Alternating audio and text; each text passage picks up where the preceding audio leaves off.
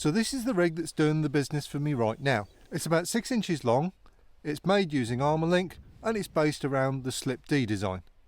The rig I'm using now is not the rig that I started the session with. I started off by using a 10-inch long mono D rig. Over the winter I'd come up with a game plan, and I wanted to use this mono rig to catch the carp over the normal hard clean spots that I'd done very well on the previous year. There are times in this sport you really have to question your own sanity. I've done about four weeks of fishing, and I've had 5 fish, but 3 of those have come in the last 24 hours. To keep on going through all those blanks, it is mentally hard. No matter how long you've done this sport, it really is hard to keep on going, to keep the faith. Now, I knew the conditions were going to be tough at this time of year, with big swings in temperature going from -5 to +15 some days, and with air pressures up to 1040. I knew that some days that getting a bite was just going to be impossible, but there were always going to be windows along the way, and I hoped to be able to force a mistake when these little windows of opportunity opened up for me. When conditions are hard, it's important to keep your expectations realistic.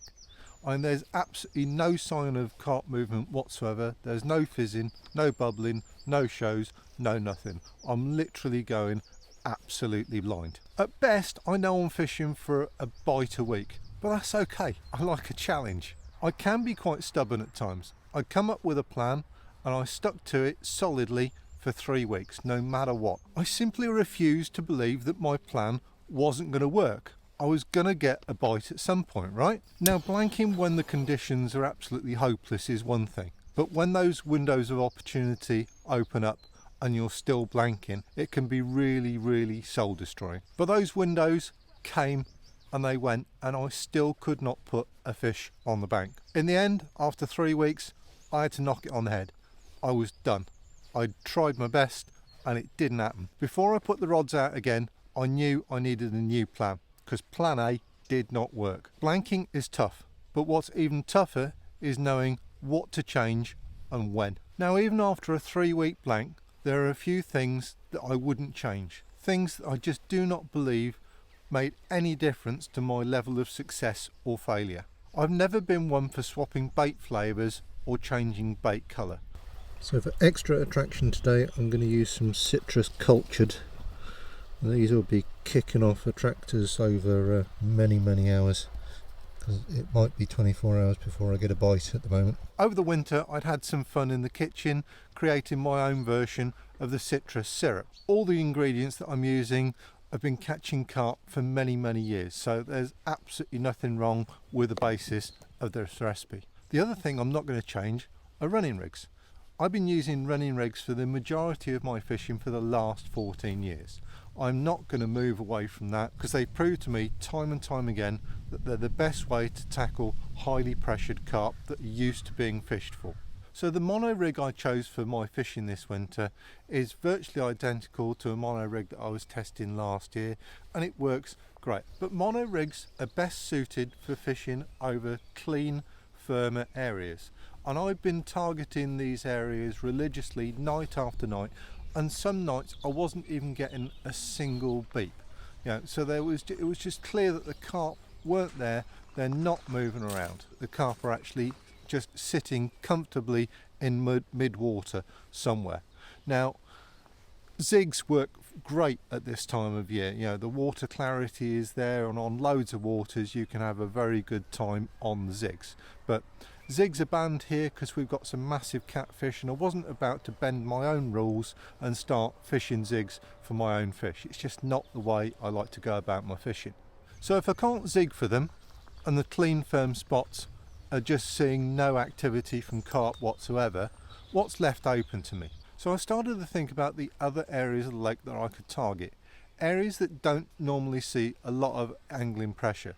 These are the kind of softer, deeper zones when it just doesn't seem very attractive, but I just thought that at this time of year maybe they were sitting down in the silt, or at least they were sitting in mid-water, and when they were going to drop down they were more likely to go down and have a root around in the softer silt, because there's going to be a little mouthful of food buried in there for them. So I kind of got to thinking that my long mono rig probably wasn't the go-to solution for this situation. I could have probably shortened it down, but whenever I've had success here in the past over the softer areas, I've always gone for a short supple rig. So this is how I've ended up with a 6-inch slip D made from the armour link and a simple bottom bait straight out the bag, or a citrus cultured. The water temperature over the last number of weeks has not been much above 7 degrees, so that's really cold. It's really on the limit as to whether carp are catchable or not, and it's certainly not the sort of time of year where I'm going to start to introduce, free baits and free offerings.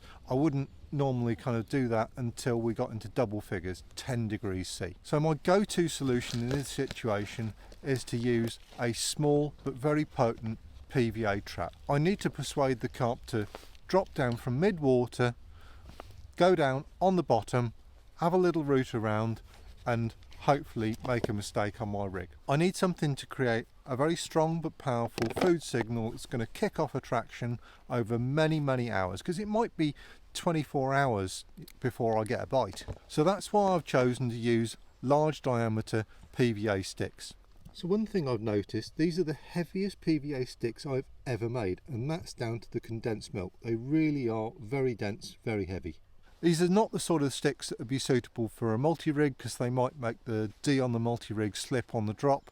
So perfect solution for a slip D rig, which I just know is not going to move at all when I lower it down. So my homemade syrup is based on orange zest, some sugar syrup, a little bit of alcohol and some condensed milk to create a really powerful cloudy food signal. It smells fantastic as well. I've decided to stick with bottom baits because I want those bottom baits sitting in that pile of citrus crumb. I don't want a pop-up sitting above the crumb, because the carp are going to come down, they're feeding in areas of soft silt, and I don't want the pop-up above their mouths. They're going to be feeding down in the silt, so when they're feeding they're sucking and blowing, and I want the bottom bait to fall down to the bottom of this little silt depression that they're going to be making, and hopefully just waft up in one big mouthful into the carp's mouth, and that's how we're going to catch them. Now, I wouldn't recommend trying to cast a rig like this. The sticks are large and heavy and not very aerodynamic, and the rig is short and it's supple, and it's just got Tangle City written all over it. Now, that's not an issue for me, because my plan is to row out every single rig, swing them out underhand and lower them carefully down onto each spot, feeling the lead down with every single drop.